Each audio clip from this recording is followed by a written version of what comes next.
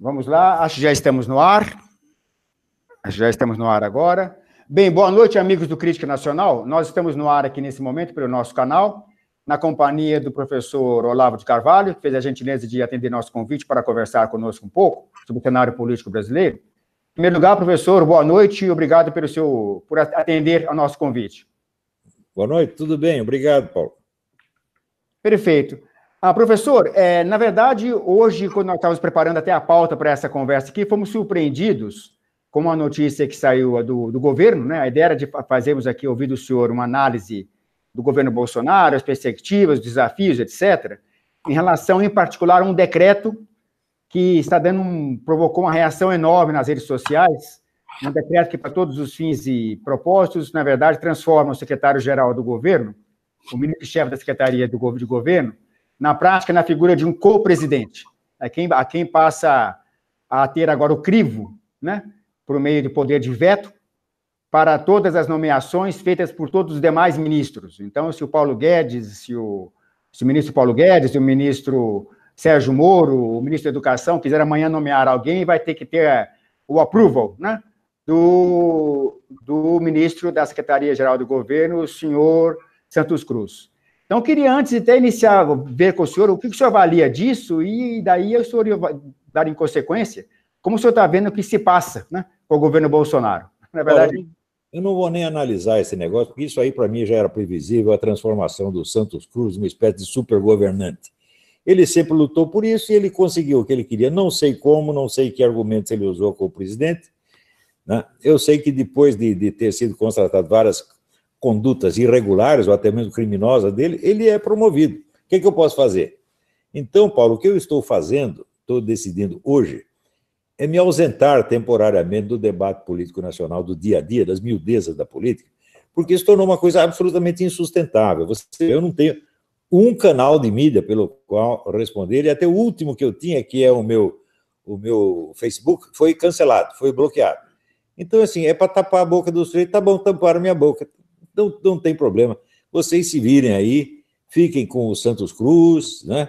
Serão governados pelo Santos Cruz e serão muito felizes, sabe? Exato. Bom, a parte de ficar feliz seguramente vai ser muito difícil, né, dentro desse cenário. Mas, professor, a despeito disso, como que o senhor avalia esse período de governo Bolsonaro? Nós vamos agora para 4, 5 meses de governo? Bom, em primeiro lugar, vamos dizer o seguinte, quem sou eu nessa história toda? Exatamente. O pessoal fala muito de grupo olavista, não sei o quê. Esse grupo olavista jamais existiu. Não existe nada disso. A minha influência é a influência de escritor sobre um público difuso que não tem nenhum contato entre si, nenhuma organização, nenhum diálogo interno, nada, nada, nada. É uma influência comparável à que era do Solzhenitsyn na União Soviética, tá certo? Depois do exílio dele. Ele escrevia, o público lia, e aquilo era o máximo. Não há organização, não há diálogo, não há membros, não há nada. Então, esse pessoal, esses loucos, esses generais loucos, como o Santos Cruz, e esses jornalistas loucos, como esse Diogo Mais Nada e outros similares, né, inventaram o Grupo Olavista. E digo que o Grupo Olavista está dentro do governo e tem poder. Ora, eu não tenho contato nenhum com essas pessoas, a maior parte delas nunca foram minhas alunas e nunca dialogaram comigo sobre nada. Quer dizer, o Brasil está vivendo embaixo de uma alucinação. Isso já virou uma palhaçada. Sobretudo esta coisa da ofensa ao general Vilas Boas, essa ofensa jamais foi feita. Eu já disse coisas ruins do general Vilas Boas numa época em que ele estava bem de saúde. Quando chega agora um recado que diz que é dele, nem sei se é dele pessoalmente, me ofendendo, eu me recuso a responder porque o homem está muito doente. A gente tem que respeitar a situação do homem que mal pode se mover. Eu não discuto com pessoa que está nessa condição. É contra os meus princípios, é contra a minha moral, eu não vou fazer isso. Agora, quando o homem estava bem, eu respondia como respondo ao Santos Cruz, respondo ao Paulo Chagas e respondo a outros.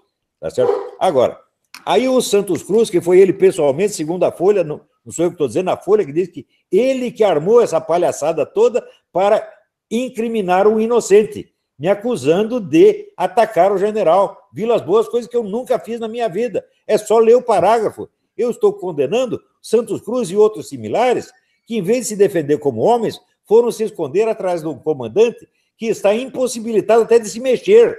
Eu achei isso de uma covardia, de uma baixeza e de um desrespeito medonhos.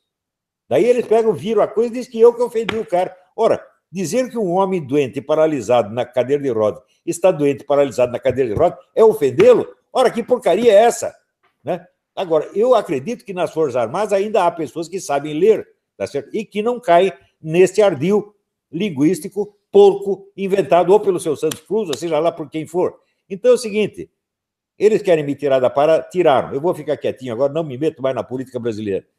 Né? O Brasil escolheu o seu caminho, escolheu confiar em pessoas que não merecem a sua confiança, e agora vai se danar, evidentemente, vai virar um entreposto da China, que é isso o sonho de todos eles, cortar as relações do Brasil com os Estados Unidos e com Israel e ficar do lado chinês. É isso que eles querem, porra, vocês não perceberam ainda? Né? Agora, pergunto eu, hoje mesmo, no fanpage do Facebook, a parte do pessoal está bloqueada, no fanpage eu tinha um diálogo com um sujeito e perguntei para ele, você conhece algum país que ficou rico comerciando com a China? Né? Daí ele respondeu, não, mas a China é o futuro, é o país que mais cresce, então no futuro ficaremos todos ricos. Ou seja, eu estou perguntando do passado histórico confirmado, ele me responde com uma conjectura futura. Isso é típico da mentalidade revolucionária. O futuro que eles querem é o certo, e o passado fica incerto. Então, é uma inversão total. Não dá para discutir com pessoas assim. Estão todos pensando assim. O país vai ficar rico comerciando com a China, me mostre um. Agora, quer país que ficou rico comerciando com os Estados Unidos? A China e muitos outros. Agora, eles não querem. Eles têm horror dos Estados Unidos, são profundamente anti-americanos. E são todos puxa-sacos. De que? De comunista, meu Deus. Vocês não perceberam ainda?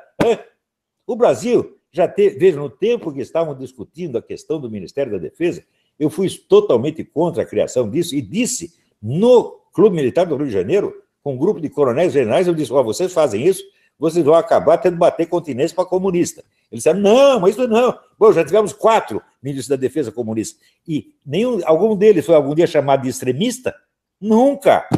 Quer dizer, gente que é cúmplice de ditaduras genocidas, gente que é cúmplice do assassinato em massa de cristãos no mundo, nunca é chamado de extremista. Extremista sou eu que digo que eles estão fazendo isso.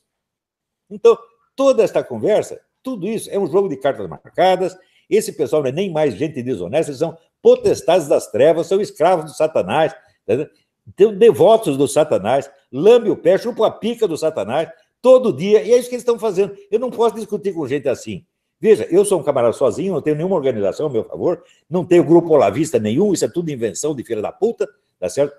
Eu sou apenas um escritor, mas esses camaradas eles não têm nem cultura literária para conseguir distinguir o que é influência literária do que é uma ação organizada num grupo, eles não são capazes de distinguir isso. Aposto que nunca leram nem Solzhenitsyn, nem Dostoiévski, nem bosta nenhuma. Nós estamos na mão desses caras, esse bando de ignorante, metido, mentiroso, gente pérfida. Então, não dá para discutir mais. Então, tá bem. Vocês ganharam, pode ficar com o Brasil. O Brasil é seu.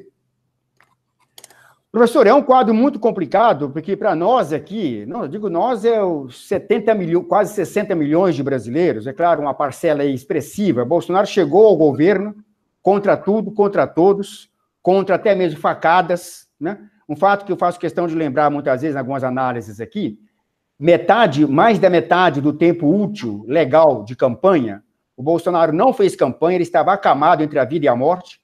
A campanha foi feita por milhares de pessoas que agiram de maneira voluntária, que se identificaram com o discurso honesto, correto, patriótico, conservador do presidente Jair Bolsonaro. Ele foi eleito nessa circunstância. Porém, existe um segmento da chamada direita brasileira que faz uma análise. Eu tenho a minha opinião, mas aqui que é o que importa é a opinião do senhor, dizendo que o governo Bolsonaro é um governo militar. Ele foi eleito para isso, para formar um governo alguns até usam a expressão, para formar uma junta militar para governar o país. Como é que o senhor vê as pessoas que analisam dessa maneira? Né? Eles estão certíssimos, estão certíssimos. Esta eleição foi feita para criar um governo militar sob as aparências da eleição democrática de um presidente conservador cristão. Eles não são conservadores nem cristãos. Você vê, hoje, qualquer pessoa que tenha a cara de pau de defender o programa que elegeu o Bolsonaro é chamado de extremista por esses generais.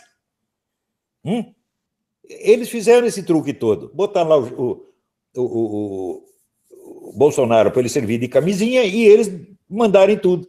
Foi isso que eles fizeram, meu Deus do céu. Até onde nós vamos nos deixar enganar? Foi isso que aconteceu, eles ganharam a briga e eu estou saindo do páreo. Eu não digo mais nada. Na hipótese do senhor, digamos, na nada que o senhor faz, ainda o senhor esteja se colocando numa posição hoje de não entrar na briga, como o senhor mesmo diz. O Brasil tem um papel fundamental no cenário geopolítico.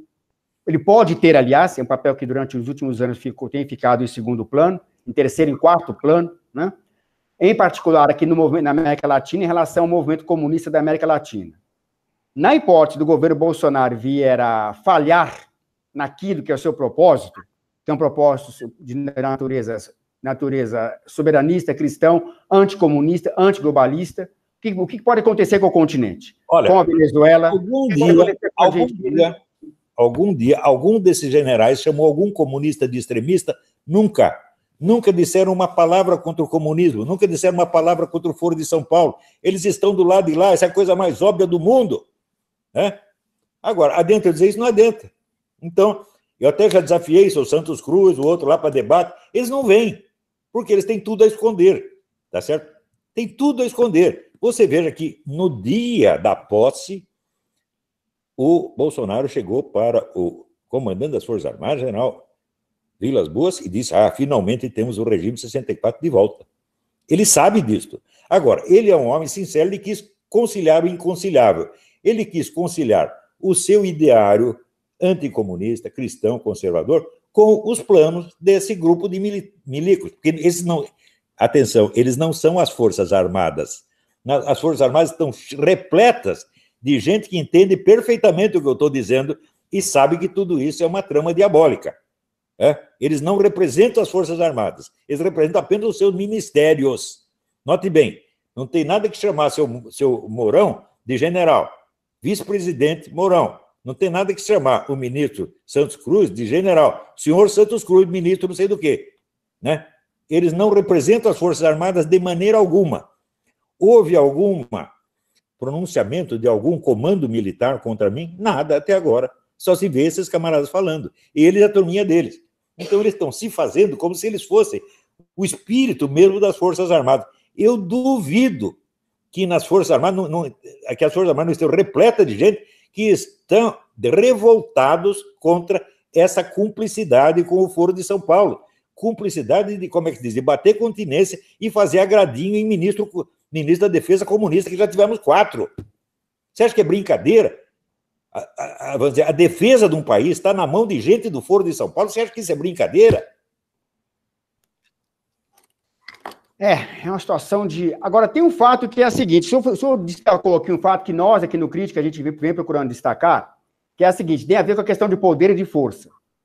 Os militares que estão hoje no governo, eles têm o título de militar por razões quase que honoríficas, né? Uma vez que estão da reserva, ou alguns estão até mesmo na posição de definitivamente afastados, não podendo mais ser eventualmente convocados.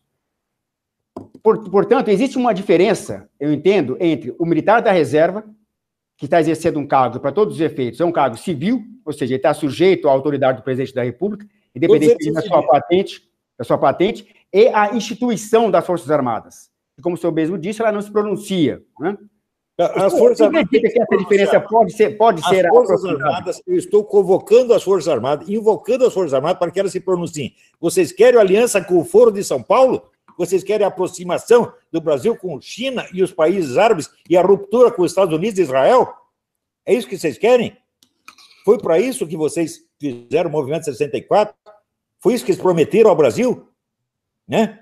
Ministro da Defesa comunista o tempo todo? É isso que vocês querem? Acordem, gente. O senhor acredita, então, que existe uma diferença de percepção, de pensamento, de leitura entre os oficiais da reserva, que estão hoje ocupando cargos para todos os efeitos civis? Não estou dividindo entre reserva e ativa, não sei. Exato. Eu perdi o contato com os militares brasileiros há mais de 16 anos. Eu não sei as modificações que eles passaram durante esse tempo, mas eu vejo que se modificaram muito. No dia que eu vejo, né, oficiais celebrando ministros, membros do Foro de São Paulo, dizendo as nossas concepções de defesa são as mesmas. A hora que eu vejo isso, eu falo, como as mesmas? As nossas concepções de defesa são as do Foro de São Paulo? Que brincadeira é esta? Será que pensam que todos nós somos idiotas? Eu não digo que esses generais sejam comunistas, não é esse o problema. Né? Eu acho que eles acreditam naquele isentismo que não pode mais ter ideologia. Então, só pode ter duas opções. Ou você é comunista, ou você é neutralista. O anticomunismo está proibido. Está proibido, está encorajado, é chamado de extremista o tempo todo. Esses comunistas matam, roubam, assaltam, estupram, fazem assim, assassinato em massa, e o extremista sou eu. Ora, não é possível que todo mundo nas Forças Armadas pense dessa maneira. Simplesmente não é possível. As Forças Armadas estão cheias de homens honrados, eu mesmo conheci muitos, não é possível que eles aceitem esse tipo de conversa. Outra questão, que na minha avaliação, talvez uma das que sejam daquelas que pode dar para nós o norte, para nós que estamos aqui no Brasil, esse amplo setor conservador que o senhor, por sinal, ajudou a formar, né, que é diferentemente de uma força, de ser uma força organizada, que nunca se propôs a ser, mas, enfim, uma diferença que eu entendo ser fundamental. O senhor já disse em algumas oportunidades que é importante distinguir a instituição Forças Armadas desses militares recentes. Em particular, essa elite recente, esse topo do estamento militar, que nos últimos 16, 20 anos, digamos, subiu a essa posição durante a era petista. Eles fogem de um debate franco. Exato. Um debate franco, educado, sem hostilidade de parte a parte. Vamos discutir a realidade histórica objetiva. Por exemplo, vocês vivem se gabando que as Forças Armadas nos libertaram do comunismo. Eu digo, não, elas não fizeram isto. Vamos decidir isto. Quem desconhece o passado se engana no presente e no futuro. Então, temos que começar por decidir este ponto. E depois outras coisas. A aproximação com o Foro de São Paulo. Vamos discutir? Não, eles não podem discutir, porque tudo isso tem que ser secreto. Então, a militar está acostumada a decidir tudo em segredo. Ninguém sabe o que eles discutem. E estamos levando isso para dentro da presidência da República e do governo. Então, vira uma espécie de governo secreto. Isso tem que acabar, nós temos que discutir as coisas abertamente. Eu estou aqui desafiando o senhor Santos Cruz. Vamos debater isso aí como homens. Não adianta ficar fazendo intriguinha pelas costas. Ele falou mal do general Vilas Boas. Que palhaçada é esta? Será que não sabe ler? Está fingindo que não sabe ler para incriminar um inocente. E pior, está usando o comandante supremo das Forças Armadas como instrumento, como fantoche, numa armadilha criada para acusar um inocente. Estão usando o próprio comandante das Forças Armadas como instrumento de crime, sem que ele o saiba, meu Deus do céu. Nunca houve um desrespeito desse tamanho. Quem fez isso? Santos Cruz. Exato. Então, a partir de hoje, eu me ausento da política nacional. Eu não falo mais disso porque eu não tenho condições. Veja, sem ter sequer uma página do Facebook, como que eu vou dialogar com o público? Não com o Grupo Olavista, o Grupo Olavista não existe, existe um público difuso, que são os leitores dos 500 mil exemplares do meu livro. Se calcula, geralmente, que cada livro tem 3 leitores, então são 1.500.000 leitores. Esse público eu falo, mas eles não são um grupo organizado, não são um grupo político. E eu, sobretudo, eu não tenho atividade política. Eu só analiso e explico. Eu conto o que eu estou vendo. Agora, esse pessoal age politicamente o dia inteiro, pela frente e pelas costas, e sou eu que estou tramando coisa? Ora, ele atacou as Forças Armadas. Atacou as Forças Armadas do caralho. Eu elogiei esse Santos Cruz e ele me respondeu com insultos. Esse homem é louco. Você acha que é normal responder elogio com insulto? Pessoa normal faz isto? Claro que não. Professor, temos uma diferença importante de agora em relação ao período anterior de 64 e o período que se seguiu, acho que são as redes sociais.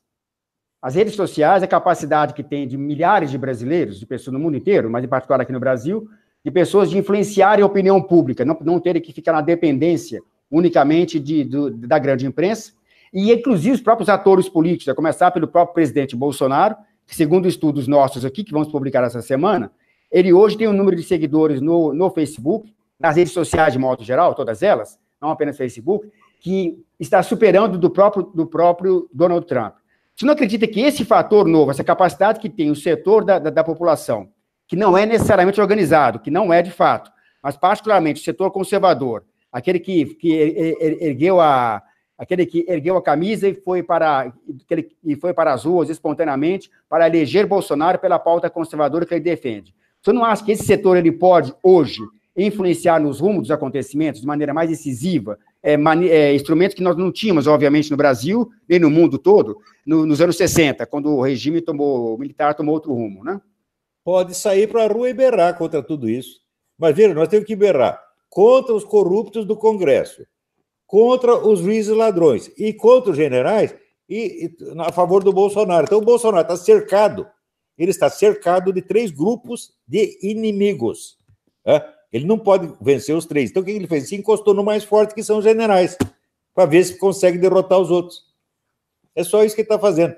E o povo difuso nada pode, só pode gritar, coitadinho.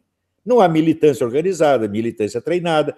Veja, antes da eleição, eu avisei, eleger um presidente sem ter criado uma militância organizada e treinada para defendê-lo é o mesmo que condená-lo à morte.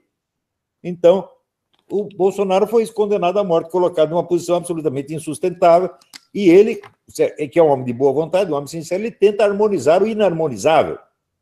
Ele quer, por exemplo, o Olavo tem que se dar bem com os militares. Digo, avisa o Santos Cruz primeiro para ele parar de me xingar quando eu o elogio. Será que é difícil eu pedir isso? Né?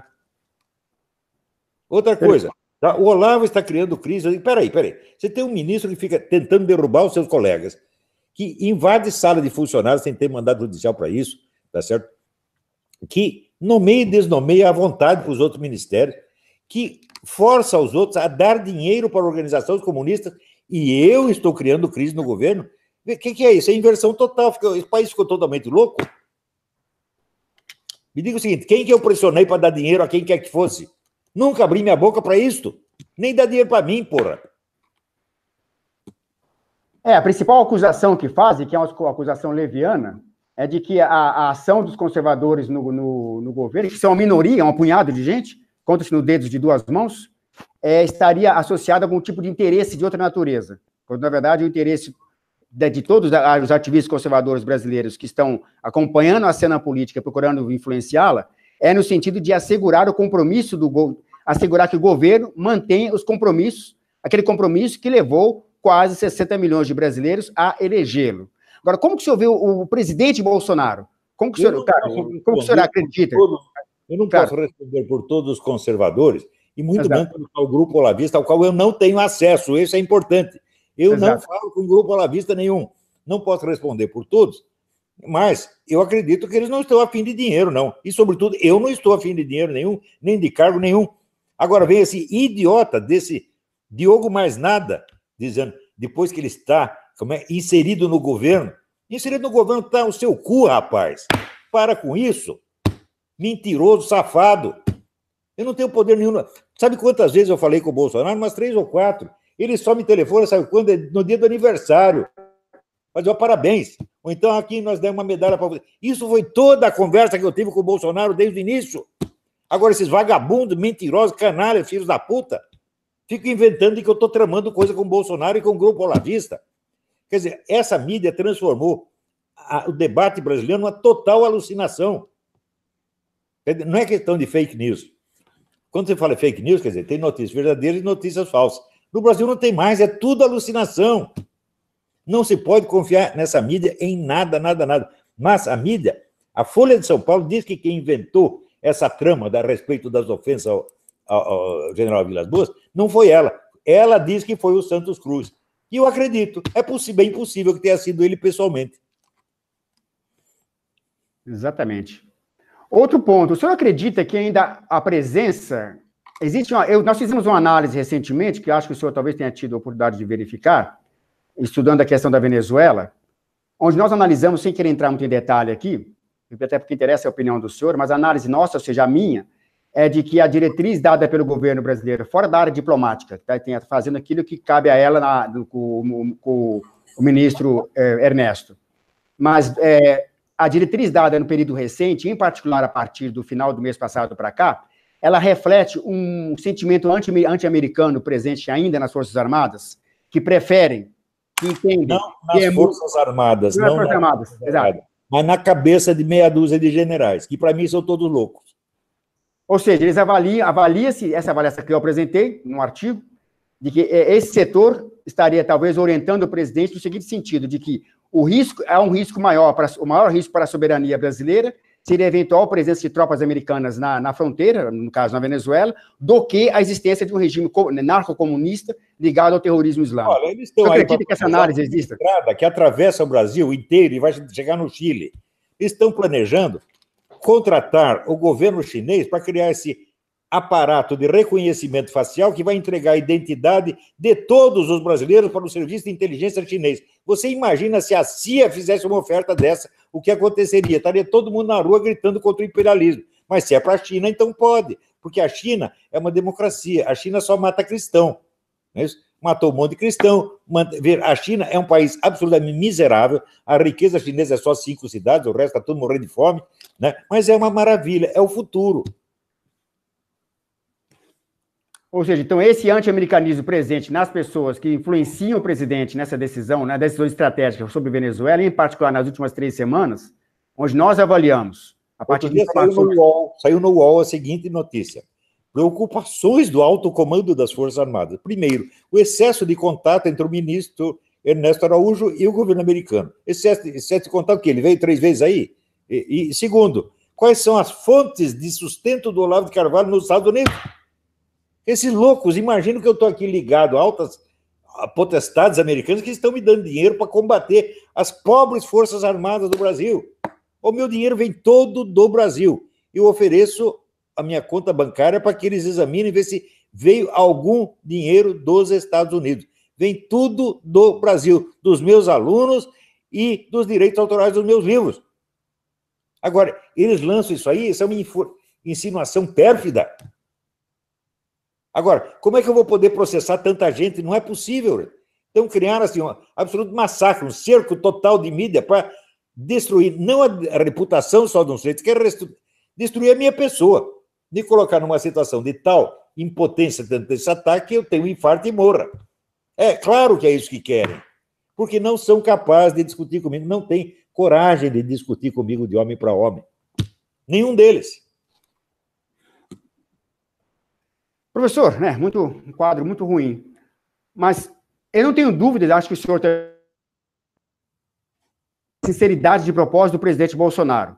Acho que essa sinceridade que ele consegue até mesmo passar de maneira muito cândida e sincera para milhões de brasileiros é que o levou à vitória. O senhor acredita que o presidente ele seria capaz de, em nome de um suposto pragmatismo, trair ou pelo menos abrir mão dos compromissos, dos valores mais profundos que levaram? Esse pragmatismo é o seguinte: eles veem aquela história. Tem que ouvir os dois lados. Só que só um lado tem que ouvir os dois lados, o outro não precisa ouvir nada. Nunca exigiram que os comunistas ouvissem o outro lado. Duvido, aposto a minha vida, se algum desses generais algum dia exigiu que o pessoal do Foro de São Paulo desse ouvidos ao outro lado. Mas eles exigem de nós, que nós sejamos bondosos e compreensivos com o Foro de São Paulo, que esses milhares de ONGs comunistas que estão mamando, roubando dinheiro do Brasil o dia inteiro. Isso eles exigem.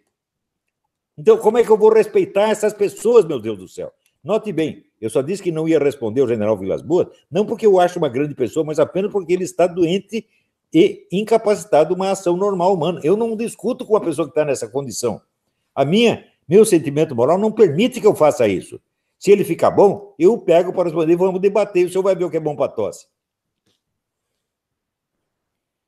Perfeito.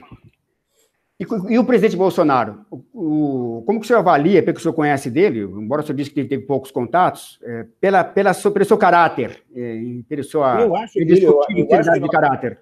Eu acho que ele é um homem que ele pode escolher, pode vir a escolher, de fato. Eu acho que ele é um homem honesto, um homem sincero, porém empenhado em conciliar o inconciliável.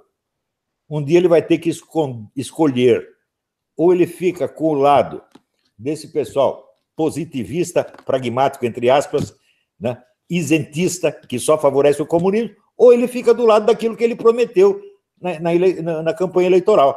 Ou ele é um conservador, ou ele é o tipo, aquele mesmo tipo pragmático e positivista que abriu o caminho para o retorno da esquerda ao poder durante o regime militar.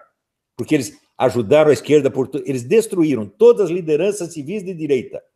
Carlos Lacerda, Juscelino Kubitschek, Auro Moro Andrade, Adhemar de Barros, destruíram todas e davam dinheiro para os comunistas. Passados 20 anos, Que força política restava? Só os comunistas. E eles voltaram e tomaram o país, dominaram durante 35 anos e cuspiram na cara dos mesmos militares que fizeram isso.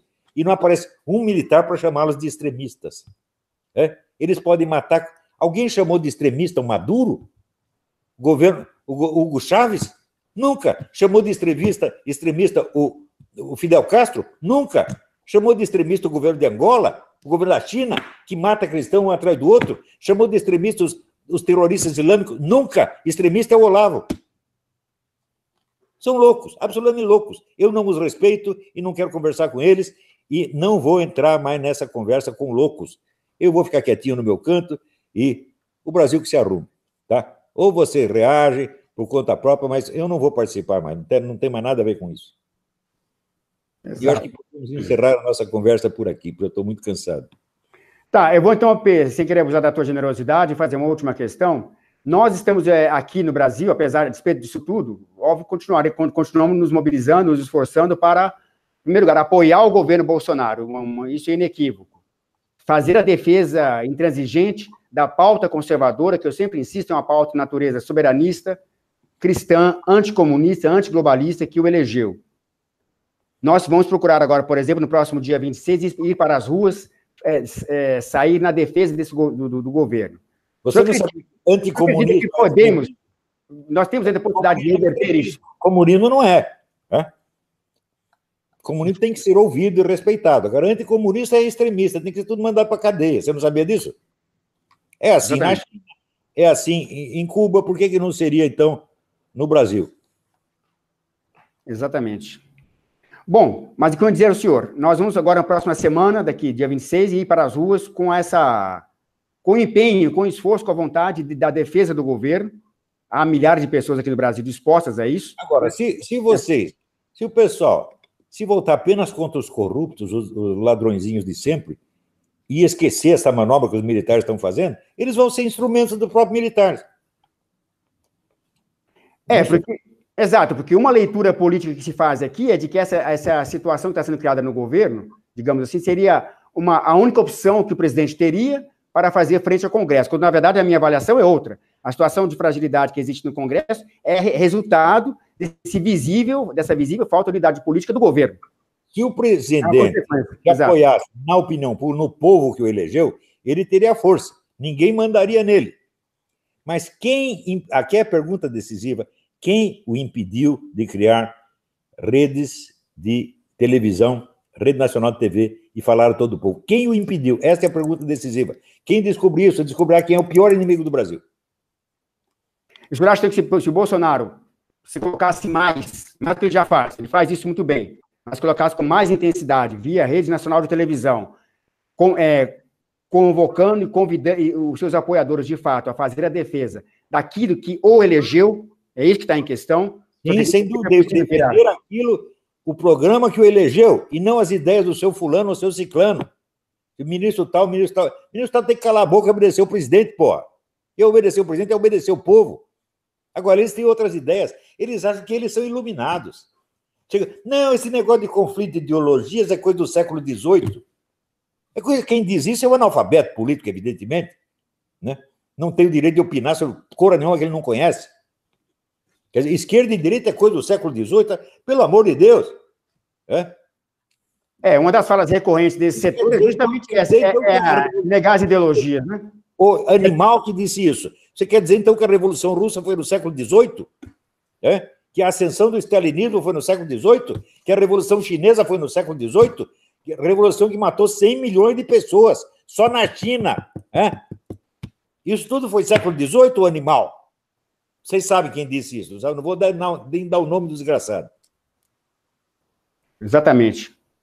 Mas, enfim, de qualquer maneira, há uma disposição aqui, eu posso assegurar ao senhor, claro que eu falo somente em meu nome, também não faço parte de nenhuma organização, apenas de um jornal, há uma disposição aqui dos amplos setores conservadores que ajudaram a eleger o presidente Bolsonaro, no sentido de continuar se mobilizando nas ruas, nas redes sociais, na defesa desse programa que o elegeu. Claro, do programa que o elegeu, que é a vontade do povo brasileiro. Exatamente. Prezam o povo brasileiro até o fundo, eles acham que eles são os guias iluminados, eles acham isso mesmo, pô. Né? Por exemplo, quando o cara fala, a disputa de ideologia não pode.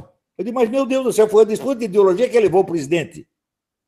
A disputa do conservadorismo cristão contra o comunismo. Foi isso que elegeu o presidente.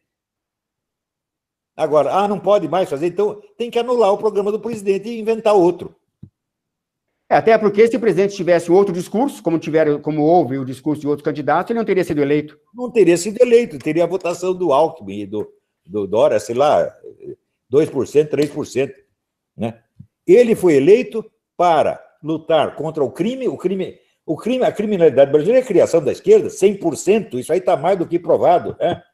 Quer dizer, são órgãos internacionais, organizações internacionais que protegem o crime. Você veja, no Foro de São Paulo, o Lula presidia a Assembleia do Foro de São Paulo junto com o Manuel Marulanda, que era o comandante das Farc, a maior organização narcotraficante e criminosa da América Latina.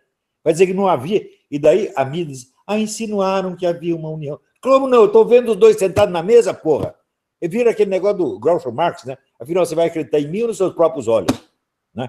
Eu via lá a revista do Foro de São Paulo, estava lá o Gilberto Carvalho junto com o pessoal das Farc, no conselho diretor da revista. Quer dizer, a união entre PT e Farc é a coisa mais óbvia do mundo. O Fernandinho Beiramar, interrogado na Colômbia, ele disse, eu trazia todo ano armas contrabandeadas do Líbano para trocar por 200 toneladas de cocaína para o mercado brasileiro. Ele confessou isso na Colômbia. Chegou no Brasil, ele ficou quietinho. Ele foi interrogado no Congresso, riu da cara dos deputados e senadores, humilhou-se, nunca mais foi perturbado. Você está entendendo? Então, não é que você não pode punir o crime, você não pode investigar o crime no Brasil. Veja, esse crime do Adélio. Já são 250 dias que se passou e a investigação realmente está proibida. Não se pode falar mais disso. Eles aparecem com esse caso do tal do Queiroz, 40 mil reais, não sei o quê. Isso é mais importante do que uma tentativa de assassinato de um candidato presidencial? O que está vendo? O pessoal está rindo da nossa cara. Né? Isso, você viu algum militar falar do Adélio? Ela, não, nós temos que descobrir o mandante. Nunca! Não falam disso. Falam só de corrupção. Exatamente. Olha, chega, eu estou saindo da jogada. Eu vou me cuidar agora, é o seguinte, eu quero expandir, democratizar mais o meu curso, eu quero que mais brasileiros tenham acesso a uma cultura superior. Já umas 20 mil pessoas passaram pelo meu curso, mas pode passar muito mais, e elas sabem o benefício que receberam. As 20 mil atestam isso. Agora, tem cara que diz que foi meu aluno e não foi. Teve um sujeito que entrou lá, dizendo, entrei, mas não tem interesse em filosofia, só para fazer contatos. Ficou lá 4 meses e escreve, inventa as coisas mais loucas, né? A meu respeito. O pessoal acredita nisso. Mas, no depoimento da massa dos meus alunos, todo mundo faz de conta, não, esses Olavos são apenas, como é que se diz, são devotos, são... isso aí é idolatria. Que idolatria? Meus alunos são pessoas de altíssima qualificação, inclusive universitária. Será que, veja, será que algum desses idiotas tem mais qualificação do que o doutor Ives Gandra Silva Martins, para dizer o Olavo é nosso mestre, o Olavo é nosso professor? Será que tem mais qualificação do que o crítico literário Rodrigo Gurgel? Será que tem mais qualificação do que o doutor Wolfgang Schmidt? No Brasil, qualquer analfabeto se faz de superior. Isso basta.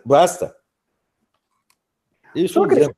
No nosso governo, não tem ninguém capacitado para discutir comigo os estudos que eu fiz.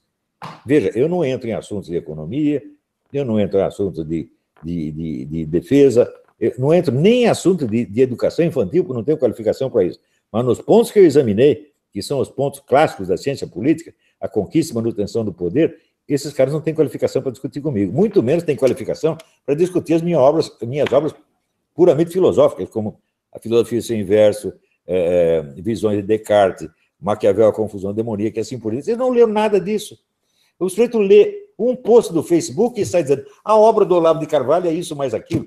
Ou vem esse palhaço desse Lobão dizer eu li a obra inteira do Olavo de Carvalho. O sujeito que leu a minha obra inteira em 2 anos não pode ter entendido nada, porque normalmente precisa 20 anos para absorver isso aí. Outra coisa, o cara nunca frequentou minhas aulas, não sabe nada, leu um livrinho rapidamente e vem me dizer que vem dar sua opinião sobre... Eu lá quero saber a opinião de um palhaço psicopata, entendeu? Porque o sujeito que ofende você, te acusa de ser uma farsa e no dia seguinte diz que é seu amigo, é claro que é um psicopata. Porque eu, se eu ofender alguém e quero ser amigo dele, a primeira coisa que eu faço é pedir desculpas.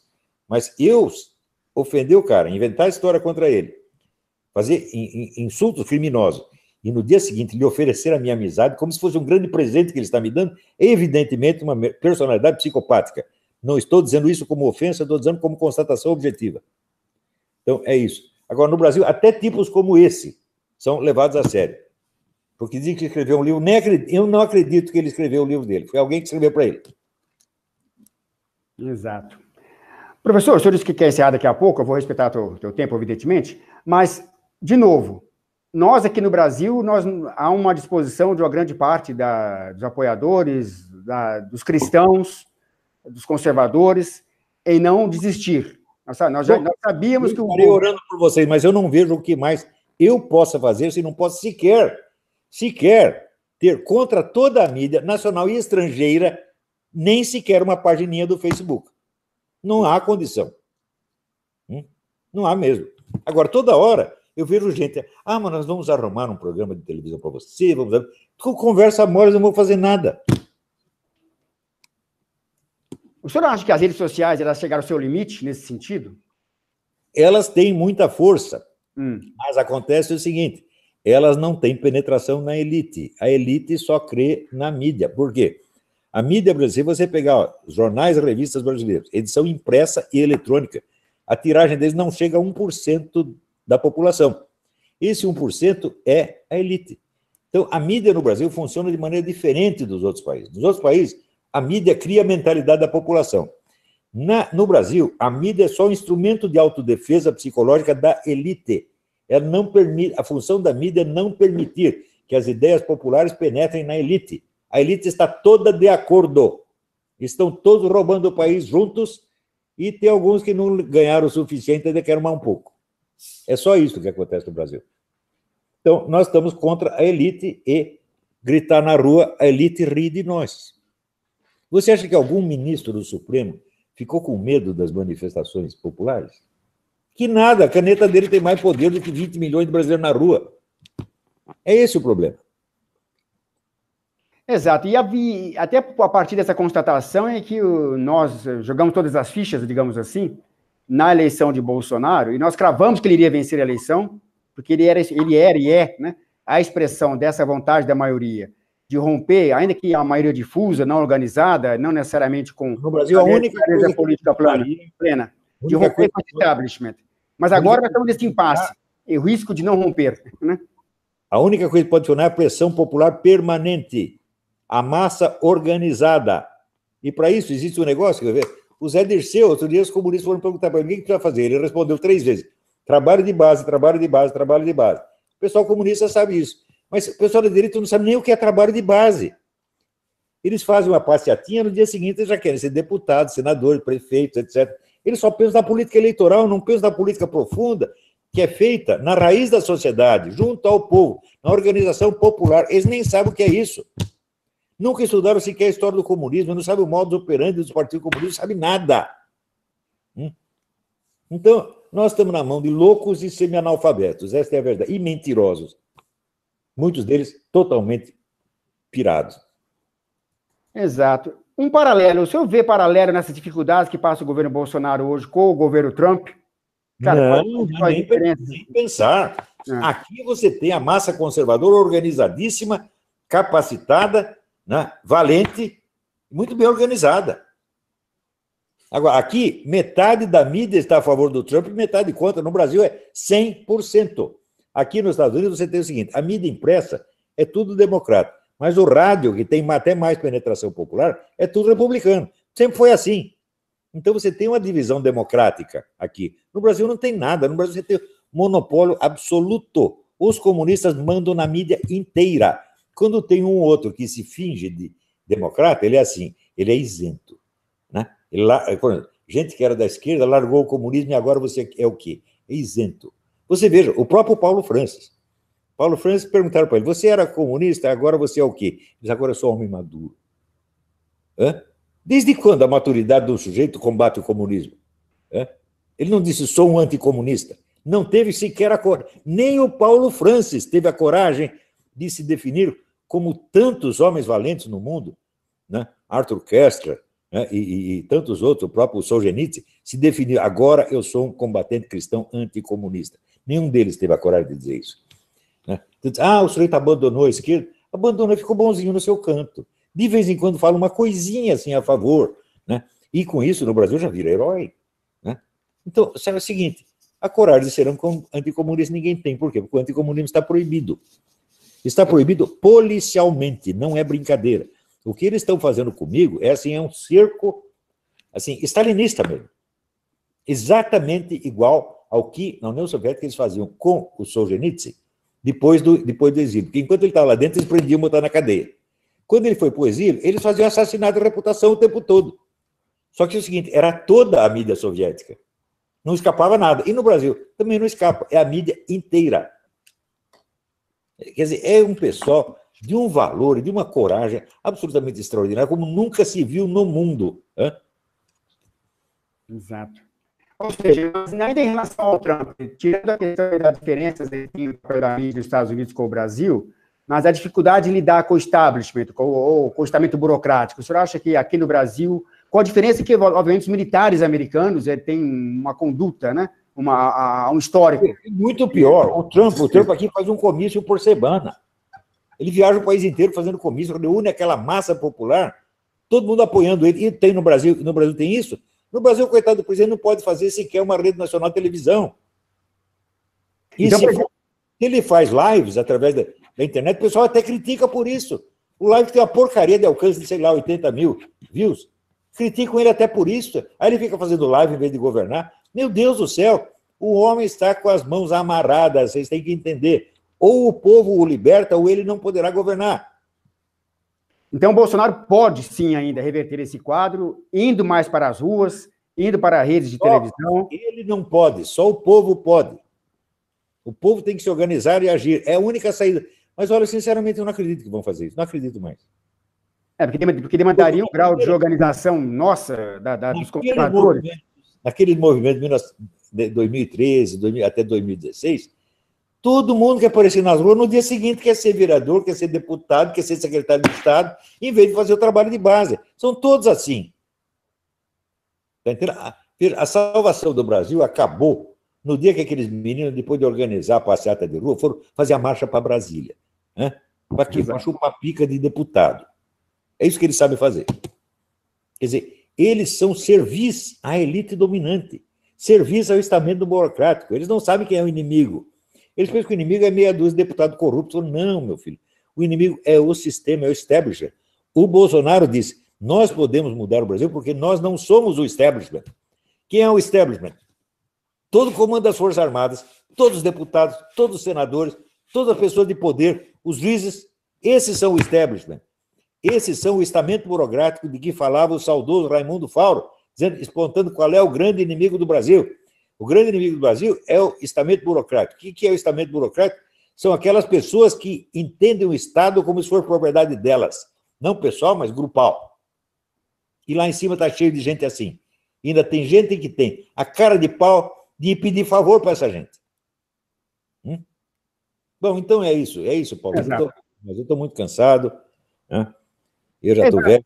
Né? Inclusive o pessoal fala, ele ofendeu o Santos Cruz. Escuta, eu estou com 72 anos, eles não têm vergonha de juntar tantos para atacar um idoso. Né? Quantos jovens valentes aí juntando? Junta-se 1000 contra 1, e o 1 é um velho, porra. E é uma coisa assim, de uma baixeza. Essa baixeza tomou conta do Brasil. Então, é isso. Eu acho que praticamente, da elite para cima, eu sempre penso assim, de gerente de posto de gasolina para cima, todo mundo é culpado. Só quem não é culpado é o povão pobre. Exato. Até usei de ironia, tomei a liberdade de tomar usar de ironia em relação a essa coisa de, entre aspas, ataques, fecha aspas, que o senhor estaria derindo contra o general. Isso é muito covarde. Quer dizer, um sujeito escreve uma coisa, quer dizer, não é para um partido político, não é para uma organização, ele escreve para um público difuso, com o qual não tem nenhum contato pessoal, e daí é um ataque. Então, como ataque? Quem me atacou foi o Santos Cruz. Eu fiz um elogio a ele, ele respondeu coisas horríveis contra mim, e todo o pessoal fica dizendo que eu o ataquei. Eu o ataquei, olha aqui, né? William Wack. Ele diz que eu ataquei os militares. Exato. Né? Esse Diogo Mais Nada também. São todos mentirosos, salafrários, vigaristas, vagabundos. Nosso desafio é exatamente esse, saber que esse estamento burocrático, essa elite dos meios de comunicação, essa elite supostamente formadora de opinião, insiste em agir no sentido de boicotar o governo Bolsonaro, naquilo que é o seu compromisso de raiz. Vai boicotar e trazer tudo àquele acordo, né, de cavalheiro que sempre houve entre o PT e o PSDB. E que hoje tem outro termo, né? O termo hoje é pacificação do país, né? O termo usado hoje... Aqueles militares se esfregando em gente do Foro de São Paulo, que não é de hoje que vem, isso vem há muito tempo. Tipo Jacques Wagner, Aldo Rebelo e outros, são agentes do Foro de São Paulo. Nunca um general os chamou de extremistas, embora eles apoiem o morticínio chinês, o morticínio árabe e o morticínio na Venezuela, embora eles achem tudo isso lindo, eles não são extremistas, extremista sou eu. Por quê? Porque eu digo que eles estão fazendo isso. Exato. Professor, prometo a última questão, porque o senhor pediu para já encerrar. Duas questões. Uma que nós defendemos aqui no artigo no Crítica Nacional essa semana, dizendo que o presidente Bolsonaro deveria usar a prerrogativa constitucional que ele tem de enviar os pontos centrais do seu projeto de programa de governo sob a forma de plebiscito para levar para aprovação popular. O que o senhor pensa a respeito disso? Aprovação popular, você acha que esses políticos e militares vão obedecer? Já houve plebiscito sobre a questão das armas, eles estão desobedecendo até hoje. Eles desprezam a opinião popular. Meu Deus, só o que interessa é a opinião deles, são todos sábios, são todos anjos vindos do céu, iluminados. Não adianta o plebiscito, só adianta a pressão popular na rua, mas eu não vou participar mais disso. Eu não tenho mais nada a ver com isso. O Brasil, para mim, acabou. Eu vou tratar agora dos meus alunos. Eu vou quero ampliar o alcance do meu curso de filosofia para que ele beneficie mais gente, mais pessoas, a preço barato, até de graça. Eu vou fazer isso. Isso é o único futuro que o Brasil tem. O resto é tudo farsa. Tá bom? Então é isso aí, Paulo. Perfeito. Professor, muito obrigado mais uma vez e espero que a gente tenha a oportunidade de voltar a nos falar em breve de novo. Tá bom? Muito obrigado de novo. Obrigadão. Até logo. Bom, amigos, encerramos aqui a conversa com o professor Olavo de Carvalho, a quem agradecemos de novo, que, em função de outros compromissos, e participou conosco nesse Hangout. E eu queria apenas colocar aqui que, evidentemente, nós entendemos, nós aqui do Crítica Nacional, fazer uma colocação brevíssima aqui, nós do Crítica Nacional entendemos que nós estamos passando por um momento de desafio muito grande. Brasileiros, praticamente 60 milhões de brasileiros, elegeram o presidente Bolsonaro, porque identificaram nele a capacidade de verbalizar, de expressar aquilo que é o anseio dessa imensa maioria.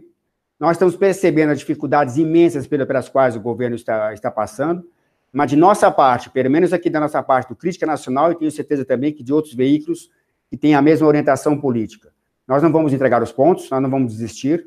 Dia 26 agora, 26 de maio, guarde essa data, nós vamos divulgar aqui no nosso portal.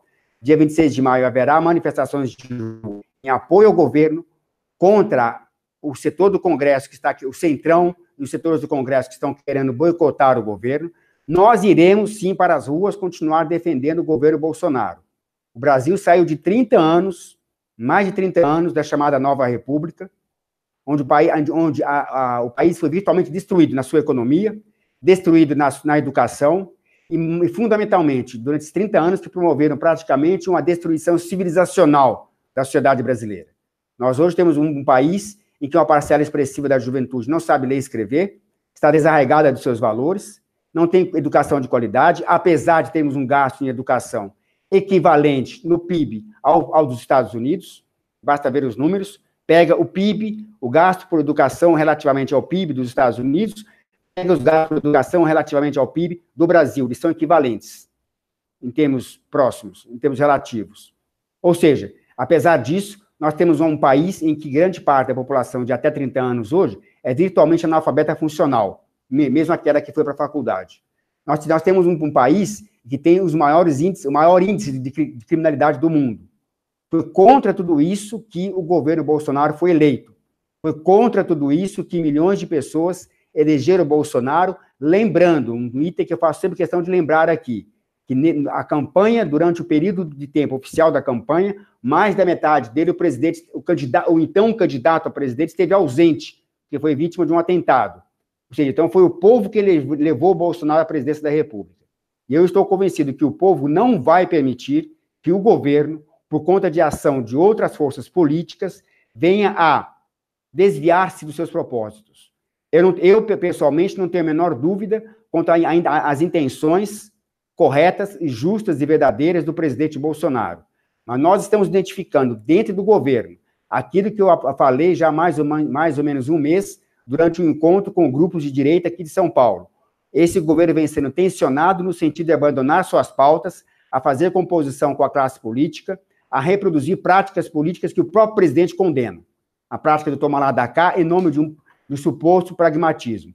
Nós temos certeza que o presidente não vai compactuar com isso, e nós, que somos seus apoiadores, não iremos também. Então, eu entendo que agora é dever nosso irmos para as redes sociais, irmos para as ruas, lutar, continuar o clima de campanha. Nós temos que agir como se a campanha não tivesse acabado, como de fato não acabou, porque o governo está sendo boicotado por dentro. O que acontece no Congresso, isso é importante enfatizar. Eu enfatizei aqui alguns textos do Crítica Nacional. O que acontece no Congresso hoje é reflexo do que acontece dentro do governo. O Congresso, ele fareja, ele percebe que dentro do governo existem forças tensionando o governo Bolsonaro para ir a uma direção contrária daquela que o elegeu. Quando eles percebem isso, eles aumentam, eles precificam, né? Eles crescem. O Congresso, ao perceber isso, ele cresce, ele começa a querer chantagear o governo. Portanto, o nosso desafio é duplo. É não permitir que as forças que hoje querem deslocar o governo do Bolsonaro, desviá-lo daquilo que é o seu propósito, daquilo que é a sua pauta, venha prevalecer. E, ao mesmo tempo, combater no Congresso aquele setor que quer reproduzir as práticas políticas que nós sempre condenamos. E para isso, nós temos um único instrumento, que são as redes sociais e ir para as ruas. Eu volto a insistir, próximo domingo, dia 26, vai ser aqui em São Paulo, na Avenida Paulista, em outros lugares nós iremos divulgar também em outras cidades, em outros estados. É fundamental que venhamos às ruas para defender a Lava Jato, defender o projeto anticrime do ministro Sérgio Moro, defender o governo Bolsonaro, naquilo que é a raiz do seu programa de governo, sair nessa defesa para deixar claro que nós colocamos nós que colocamos Bolsonaro na presidência. Ele não iria se tornar presidente se não fosse a vontade soberana da maioria dos brasileiros que votaram. Essa maioria não vai permitir que em apenas 4, 5 meses de governo, que esse governo venha, que esse programa, que esse movimento conservador, cristão, antiglobalista e anticomunista que elegeu o Bolsonaro, venha a ser abortado, para usar um termo forte aqui. Nós não vamos permitir que isso aconteça. O Crítica Nacional vai continuar fazendo aquilo que nós estamos fazendo já há muito tempo. Temos sido criticados por isso? Sim, temos, faz parte do jogo. Mas vamos continuar com a nossa mesma posição. Deixar bem claro que nós não temos absolutamente nada contra a instituição militar. Nós temos um artigo pronto para colocar essa semana aqui falando sobre isso. Mas eu já posso adiantar. A instituição militar tem um papel importante em qualquer país. Ela tem que ser preservada, respeitada, ela tem que ser, principalmente ela tem que estar em plena identidade com os anseios da população. Então, isso é uma coisa. A outra coisa são determinadas figuras que são oficiais da reserva, que vêm de uma outra escola de pensamento, que estão tendendo a, assim, procurar puxar o governo Bolsonaro em outra direção. Isso nós não vamos permitir. A essas pessoas continuaremos criticando de maneira respeitosa, nós não insultamos ninguém, nós vamos continuar criticando, porque nós entendemos que isso seria uma traição a cerca de 60 milhões de brasileiros. Nós elegemos Bolsonaro para que os brasileiros de bem possam ter direito a posse e porte de arma para defender sua vida e sua propriedade. Nós elegemos Bolsonaro para a defesa da vida, desde a sua concepção, de maneira intransigente. Nós elegemos Bolsonaro para fazer com que o Brasil venha estabelecer uma aliança estratégica com o governo americano, com os Estados Unidos. Nós elegemos Bolsonaro para estabelecer uma aliança fundamental, estratégica e de peso relevante com o governo de Israel, porque isso tem a ver com um princípio de valores. Nós elegemos Bolsonaro para promover uma completa reformulação do sistema educacional brasileiro, para varrer para debaixo do lixo a excrescência chamada construtivismo e Paulo Freire. Nós elegemos Bolsonaro para isso. Nós elegemos Bolsonaro para poder, por exemplo, revogar a atual lei de imigração, que transformou o Brasil num país de portas abertas. Nós elegemos Bolsonaro para que o Brasil deixe de ser um país submisso às diretrizes da ONU, nas várias áreas das políticas públicas. Nós elegemos Bolsonaro para isso. E nós continuaremos a defender o governo Bolsonaro para isso, que eu particularmente tenho a convicção de que o presidente Bolsonaro ele mantém-se fiel a essa pauta. Por quê? Porque foi essa pauta que o fez tornar-se aquilo que ele é ao longo dos seus quase 30 anos de vida parlamentar. Então, nós continuaremos fazendo essa defesa. E, para isso, nós iremos, sim, criticar de maneira respeitosa todo e qualquer integrante do governo. Não importa se um militar da reserva, não importa se civil, como fizemos, por exemplo, com Gustavo Bibiano, até que ele caísse. Vamos criticar qualquer integrante do governo que venha a agir no sentido de fazer o governo afastar-se dessa pauta. Porque não foi para isso que elegemos Bolsonaro. Nós não elegemos Bolsonaro para ter um governo tucano um pouco mais turbinado. Nós não elegemos Bolsonaro para ter um governo que vai fazer média com a classe política, reproduzindo práticas de toma lá da cá, que o próprio presidente Bolsonaro condena. Não foi para isso. Nós não elegemos o presidente Bolsonaro para usar dinheiro público para dar para produtoras de filmes, como Marighella, para fazer exibição lá no Festival de Cannes em Paris, e outras coisas semelhantes. Nós elegemos Bolsonaro para poder romper com isso, para fazer a reforma. Nós elegemos Bolsonaro para fazer uma reforma do Estado, para que o Estado venha ter menos ingerência na vida das pessoas, para promover a retomada do crescimento econômico, para fazer um combate sem trégua à corrupção, para um combate sem tréguas à criminalidade, para dar aos brasileiros, devolver aos brasileiros seu direito natural de defender a sua vida e sua propriedade, por meio de acesso legal a armas, acesso a posse e porte de armas. Para isso que nós elegemos Bolsonaro. E nós não vamos entregar os pontos. Nós vamos continuar lutando, vamos continuar defendendo aqui das nossas posições aqui no Crítica Nacional, e eu convido a todos vocês a continuarem junto conosco, a apoiar o nosso portal, que não é o único que faz isso, mas eu falo aqui apenas em nome do Crítica Nacional. Vamos continuar fazendo essa defesa, porque nós entendemos que isso é fundamental para o Brasil ter o seu necessário resgate civilizacional. Nós temos que sair de 30 anos de nova república, que nada mais é que um termo para dizer que foram 30 anos de políticas de esquerda que promoveram a destruição civilizacional de nosso país.